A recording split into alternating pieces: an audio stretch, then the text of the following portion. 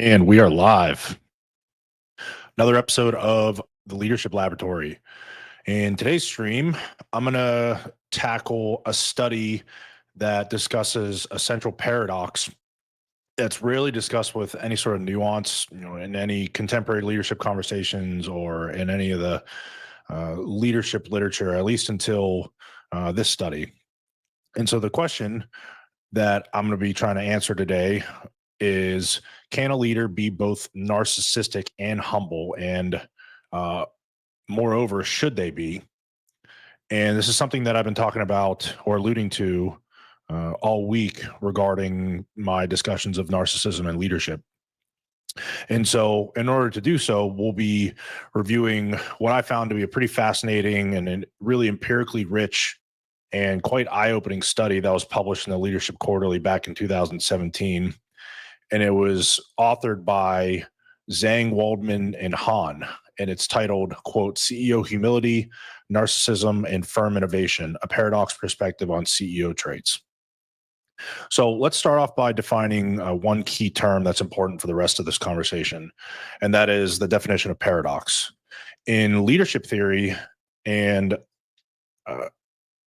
in other psychological theories, a paradox is when two seemingly contradictory traits or ideas not only coexist, but they interact in ways that can be mutually reinforcing. And there's leadership paradoxes all over the place. So if you think of strength and vulnerability, structure and flexibility, cooperation and competition, in leadership, these paradoxes aren't necessarily problems to solve, they're tensions to manage. And why is this interesting and why does it matter? So in today's business world, everything's tends to be more volatile, more innovation driven. And so the best leaders aren't necessarily the ones that are purely confident or solely humble. And the cutting edge, it seems, belongs to those who are able to integrate both bold yet grounded enough to listen and learn. And so this study does a really interesting job by trying to flip what is typically conventional leadership thinking on its head. And it demonstrates that, yes, narcissism and humility, two traits that are often seen as opposites and contradictory, can, when combined and integrated maturely, create a really solid foundation for innovation and effective leadership. So, this study was led by Yuan Zhang, David Waldman, and a couple other colleagues. And Yuan Zhang specializes in East Asia organizational behavior and leadership. And then David Waldman is a leadership authority from Arizona State University with deep expertise in executive psychology and organizational outcomes. And their research in this study was conducted across 63 different Chinese companies in a variety of industries. And this choice of cultural context is particularly meaningful for the study and for its implications. And the reason is that, at least according to this study, the East Asian cultures, especially those influenced by Confucianism and Taoism, have a much more common dialectic thinking. And that means that their worldview embraces contradiction and fluidity and the idea that opposing qualities can, in fact, coexist in a single identity. Contrast this to the Western ideals that is going to tend to prize consistency and linear thinking. The Chinese philosophical traditions emphasize harmony, yin and yang, strength and softness, so on and so forth.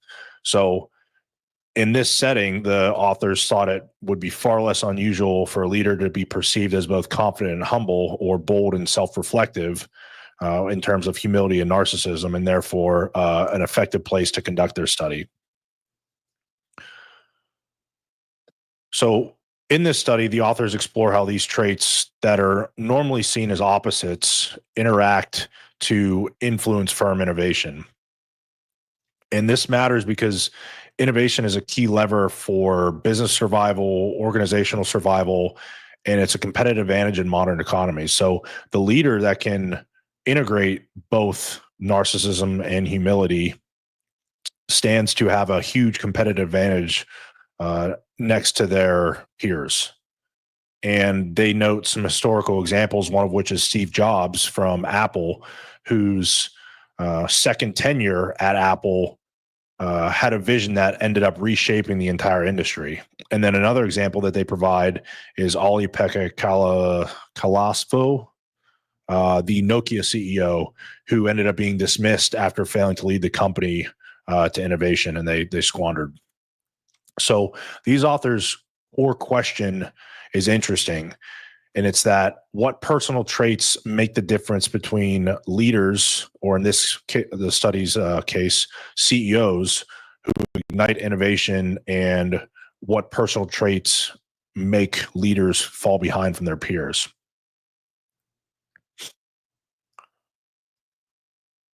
So at the heart of this study, again, is paradox theory, and it's the idea that opposing traits can exist within the same person and actually enhance each other when integrated. And so rather than viewing a trait like humility and a separate trait like narcissism as mutually exclusive, the authors argue that humility brings openness, self-awareness, and appreciation of others, and a focus on collective goals. And meanwhile, narcissism, it's again, it's a grandiose, at least in the non-pathological form, brings bold vision and self-confidence and bold action and a desire for recognition and impact. As far as the psychological and organizational theories that this study draws on, it uses upper echelons theory, which was authored by Hamburg and Mason back in 1984, and suggests that an organization's outcome, such as its strategy and performance, can at least partially be predicted by the background characteristics of its top executive, so its C-suite. As an example, risk-tolerant CEO tends to be more likely to pursue bold innovation, but if that CEO is also humble, they may still seek to input and avoid reckless decisions. And then the other psychological theory that this study relies on is trait activation theory, which contends that certain personality traits will become more or less visible depending on the situation. And an example that they provide is that a narcissistic CEO may express dominance and self-promotion more readily in a really competitive, high-stakes business environment. But if that same leader is in a collaborative, feedback-driven culture, their humility might also surface, which balances their more narcissistic behavior. And as I alluded to earlier, the authors relied on an East Asian sample for their study because that demographic is more comfortable integrating what seems to be like two contradictory identities. So they're more readily to accept the coexistence of being humble and being narcissistic, at least according to the authors. So they note that based on the theoretical backgrounds and the research that they drew on, that a paradoxical leader, specifically in terms of humility and narcissism, can draw strength and lead from both a self-belief and a self-awareness perspective. So there's someone that's able to balance risk-taking with responsibility and balance bold action with conservative planning. And because of the narcissist's charisma, they're able to inspire their teams and motivate them to pursue collective purpose. But at the same time, they're able to recognize other people's efforts. They're able to slow down enough to implement processes to make their momentum stick.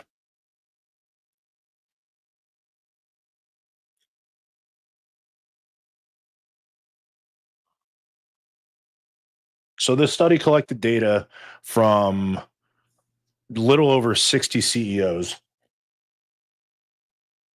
from across Chinese firms and their respective top management teams, which resulted in a total of 328 executive respondents.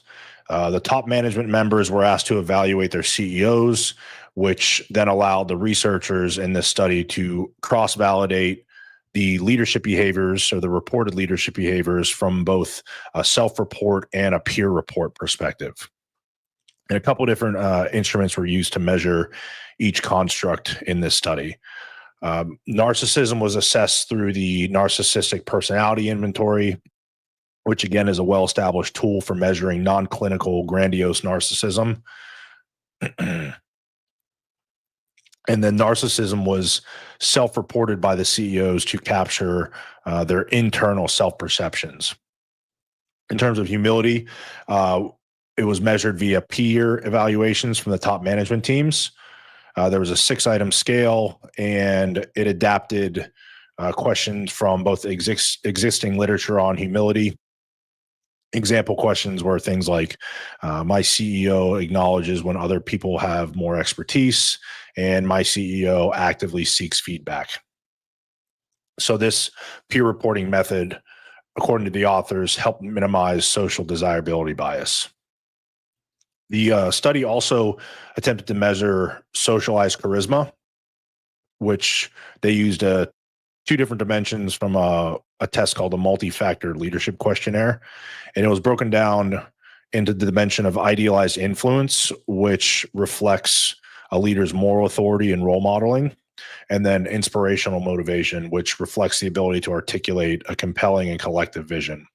So these dimensions emphasize an individual's charisma and in a way that serves the collective rather than the individual, which is different than personalized charisma, which the authors didn't measure, but they discussed in their theoretical background part of the study.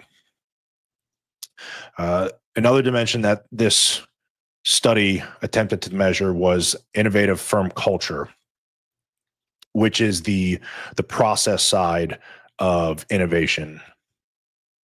They assess this through a organizational culture assessment instrument, they call it. And this dimension tries to capture their risk-taking, entrepreneurial values, and the firm's forward-thinking mindset. And they asked questions such as, are people willing to stick their necks out and take risks? And quote, the glue that holds the organization together is a commitment to innovation and development.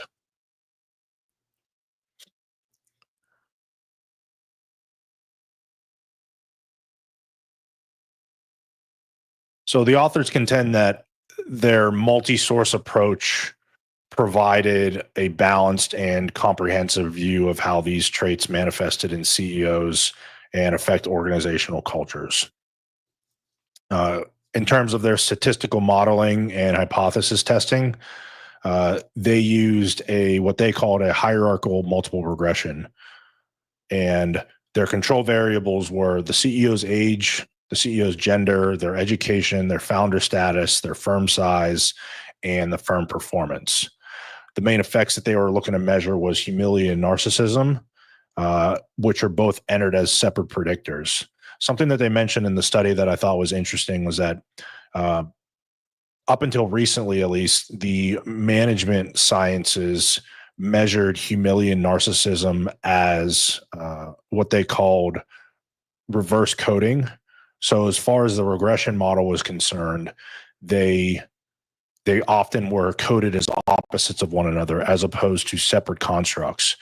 And the authors talked about how the recent efforts to measure these 2 traits, since they started measuring them as separate constructs, has actually resulted in a slightly negative or insignificant correlation between the 2, as opposed to the reverse coding method, the traditional reverse coding method that had anywhere from moderate to strong negative correlations between each other. So it seems as if the academic world is adjusting how they measure both humility and narcissism, which seems to have impacted the quality of this study.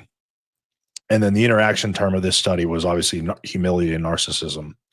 Another interesting thing about this study was that they tested the mediation between socialized charisma and humility and narcissism. So they were testing to see if socialized charisma was a bridging mechanism between the interaction of those two traits.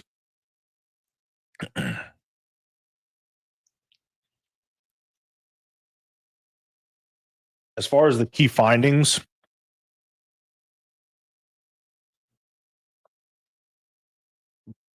the authors did in fact find that humility and narcissism positively interact to predict firm culture. So they found that high humility, high narcissism CEOs fostered an organizational environment that were more risk tolerant, they were open to new ideas, and they were creatively driven. And they found it the interaction effect between humility and narcissism was statistically significant with an R factor of 0.34. So if you square that, that ends up being like, I don't know, 11 or 12%, something like that of the variance. Yeah, here it is, 11.6% of the variance, which is quite significant. And then their second main finding was that the combination of both high humility and high narcissism in a leader, or in this case, a CEO, does predict innovative firm performance outcomes. So firms that are led by humble narcissistic CEOs showed a higher return on assets and sales growth relative to their industry competitors. The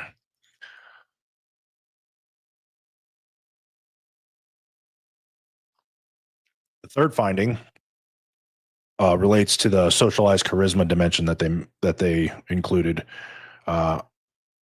So they said that the mediation model that they used showed that the dual presence of both humility and narcissism enhanced perceptions of charisma, but specifically the kind of charisma tied to ethical vision and collective welfare. So the socialized charisma as opposed to the personalized charisma.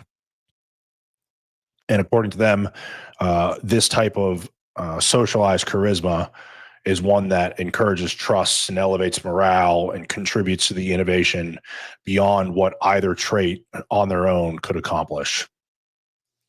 So their key insight that they propose is that as a leader, or perhaps as a leadership board or a promoting body, shouldn't necessarily choose between confidence, humility, and that there's incredible power that lies in the person that can integrate both of them. So it's bold leadership without the arrogance, and it's charisma without the ego, and it's vision grounded in a moral leadership. So this paradox of humility paired with narcissism, from a theoretical and now empirical perspective, it's not just viable, it seems to be a competitive advantage according to the authors.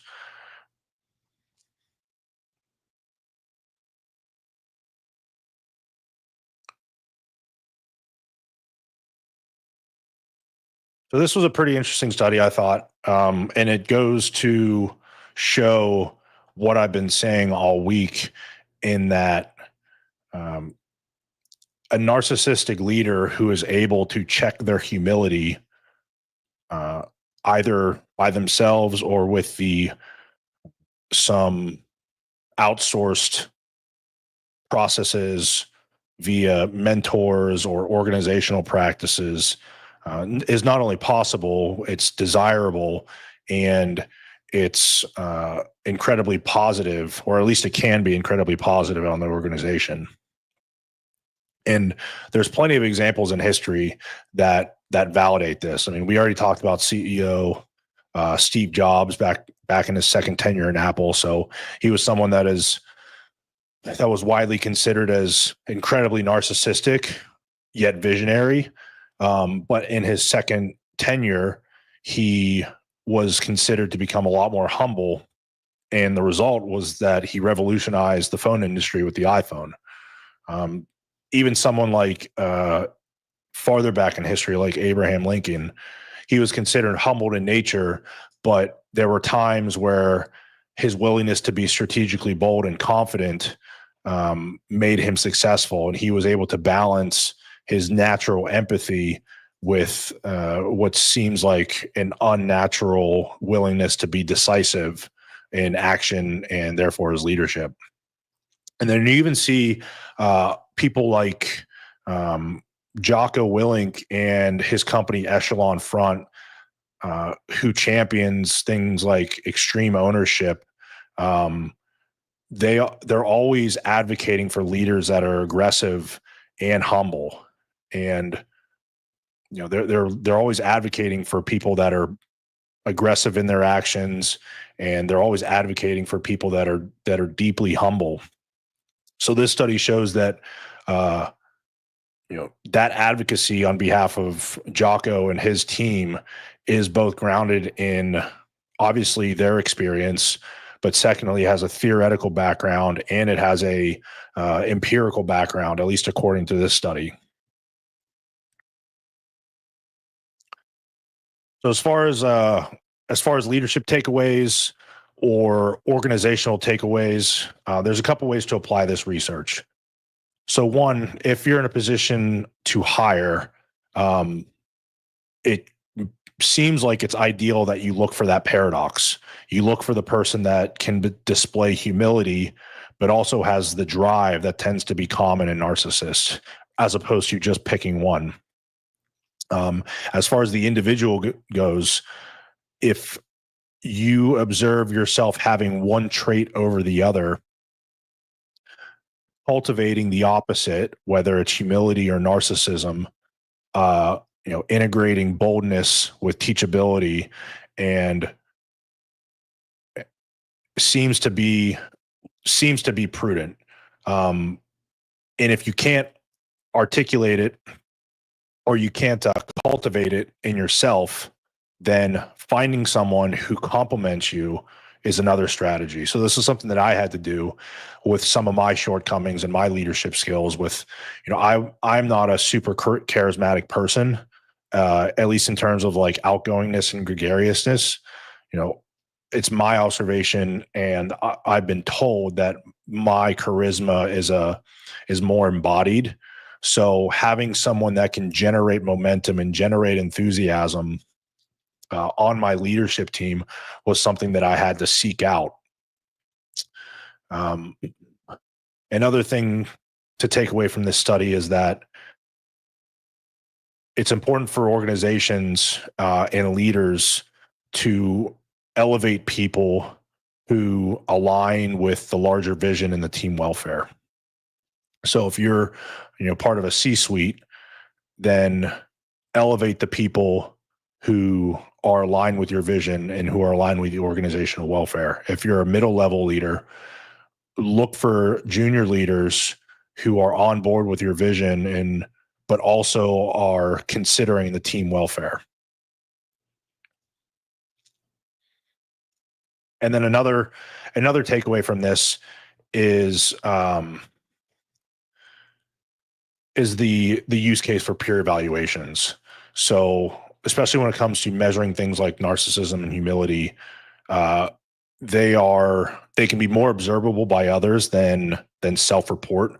Because if you're a narcissistic person, you're not going to admit that you're narcissistic, and if you're a humble person, you're more likely to consider yourself less humble than you actually are because you're humble. It's a weird thing with self-reports for these two traits.